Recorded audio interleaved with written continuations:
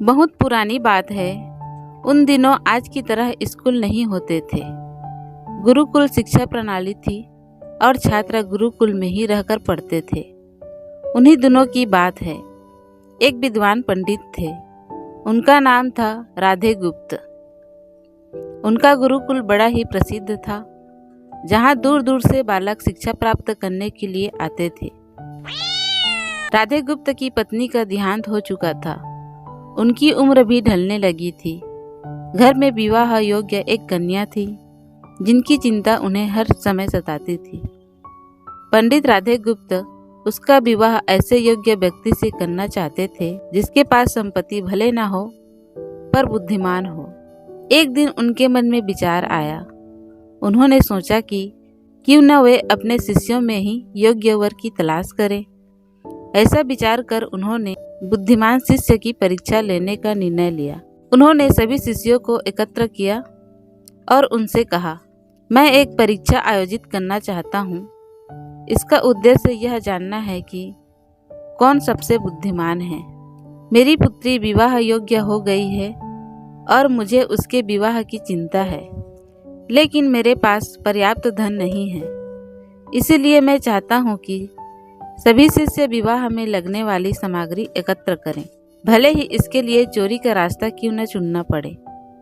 लेकिन सभी को एक शर्त का पालन करना होगा। शर्त यह है कि किसी भी शिष्य को चोरी करते हुए कोई देख ना सके। अगले दिन से सभी शिष्य अपने अपने काम में जुट गए।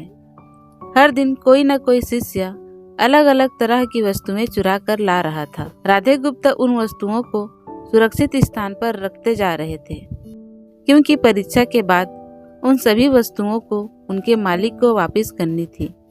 परीक्षा से वे यही जानना चाहते थे कि कौन सा शिष्य उनकी बेटी से विवाह करने योग्य है। सभी शिष्य अपने अपने दिमाग से कार्य कर रहे थे, लेकिन उनमें से एक छात्र रामास्वामी, जो गुरुकुल का सबसे होनहार छात्र था, चुपचाप एक वृक्ष के नीचे बैठा कुछ सोच रहा था।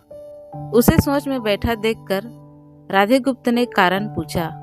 रामास्वामी ने बताया, आपने परीक्षा की शर्त के रूप में कहा था कि चोरी करते समय कोई देख ना सके, लेकिन जब हम चोरी करते हैं तब हमारी अंतरात्मा तो सब दिखती है। हम खुद से उसे छिपा नहीं सकते।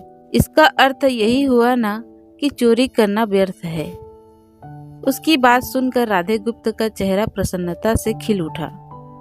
उन्होंने उसी समय सभी शिष्यों को एकत्र किया और उनसे पूछा, आप सबने चोरी की, क्या किसी ने देखा?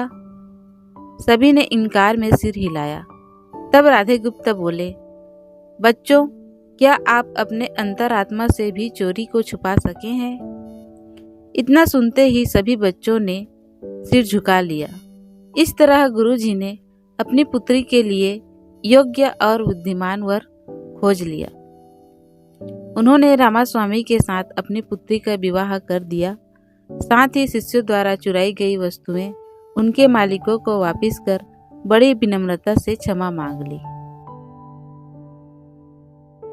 दोस्तों, इस कहानी से हमें यह शिक्षा मिलती है कि कोई भी कार्य अंतरात्मा से छिपा नहीं रहता है और अंतरात्मा ही व्यक्ति को सही रास्ता दिखाता है।